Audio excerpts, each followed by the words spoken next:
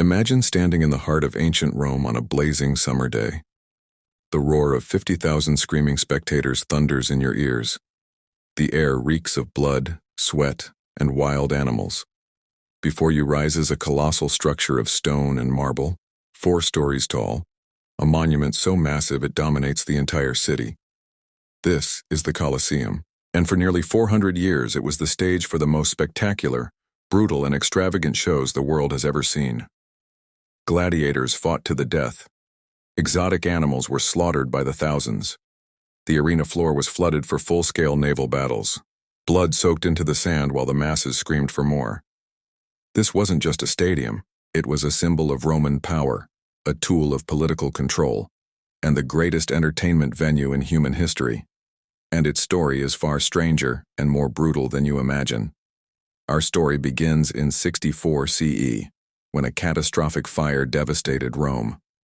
Emperor Nero, possibly insane, seized huge portions of the burned city to build his personal palace, the Domus Aurea, or Golden House. It was obscenely lavish, with walls covered in gold leaf and an artificial lake at its center. The Roman people despised Nero for it. When he finally died, Rome plunged into civil war. Then came Vespasian, a pragmatic military general. He seized power and understood what Rome needed: a grand gesture. He would drain Nero's hated lake and build something spectacular in its place. Something for the citizens. He would build the largest amphitheater the world had ever seen. Construction began around 72 CE. The scale was staggering. Workers used over 100,000 cubic meters of travertine stone, hauled 20 miles to Rome. They used 300 tons of iron clamps to hold the massive blocks together. The foundation alone required digging deep into marshy ground and laying thick concrete beds. Tens of thousands of workers, likely slaves captured during the siege of Jerusalem, labored for years.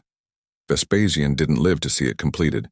His son Titus took over, and in 80 CE inaugurated the Colosseum with games that lasted 100 days. The spectacle was unimaginable. Thousands of gladiators fought. 9,000 animals were slaughtered: lions, tigers, elephants, giraffes, crocodiles. The arena was even flooded for a full-scale naval battle. This was Roman entertainment at its peak.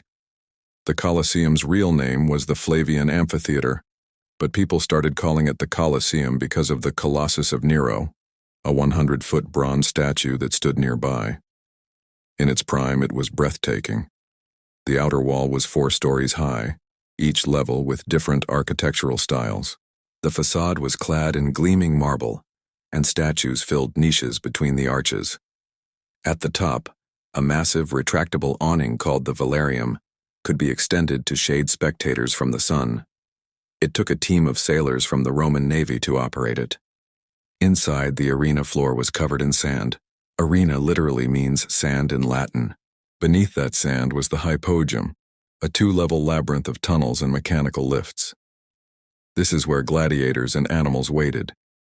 Trapdoors in the floor would suddenly open, and elevators would lift them into the sunlight, creating shock and surprise for the audience. Seating was strictly organized by social class. The emperor and senators sat in the best seats, while the poorest Romans sat at the very top. Your seat displayed your status to the entire city, and getting to that seat was easy. The Colosseum had 80 numbered entrances that corresponded to numbered tickets, a sophisticated crowd management system nearly 2,000 years ago. A typical day was a carefully orchestrated spectacle. The morning featured animal hunts where professional hunters fought beasts from across the empire. The slaughter was immense. Over its lifetime, an estimated 500,000 animals were killed here. Midday was for executions, but these weren't simple. They were theatrical productions called fatal charades, where criminals were forced to reenact gruesome mythological deaths. The afternoon was for what everyone came to see: gladiatorial combat. Gladiators were slaves, prisoners of war, or even volunteers who trained in special schools. Contrary to popular belief, most fights didn't end in death. Gladiators were expensive investments. Most fights ended when one yielded, and the crowd and emperor would decide their fate. Still, death was common. Some estimates suggest 400,000 gladiators died in the Colosseum over the centuries. Some emperors even joined the fun. Commodus, obsessed with combat, entered the arena himself. Though his opponents were given dull weapons, he claimed to have fought over 700 times, always winning. The Senate was horrified, but the crowds loved it. The Colosseum's golden age lasted about 300 years. As Rome declined, so did the games. The rise of Christianity brought opposition to the blood sport, and in 404 CE, gladiatorial games were officially banned. Animal hunts continued for another century, but by the 6th century, the Colosseum fell silent. Rome collapsed, and the city's population plummeted. For centuries, the Colosseum was abandoned and scavenged for building materials. Earthquakes collapsed the southern wall, and its stone was used to build palaces and churches across Rome. It was a quarry, a fortress, and even housing for the poor. Finally, in the 18th century, Pope Benedict XIV declared it a sacred site, protecting it from further destruction. Restoration began, and it continues to this day.